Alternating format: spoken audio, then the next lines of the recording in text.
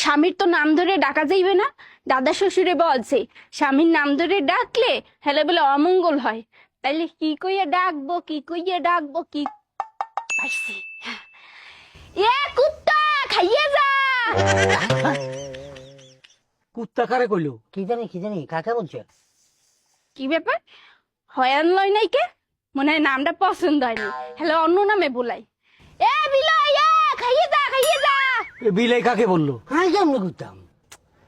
ব্যাপারটা কি, হয়াল লইতেছে না কে? মনে হয় এই নামটাও পছন্দ হয় নাই।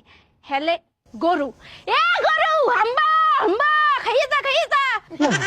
হাম্বা গরু? হ্যাঁ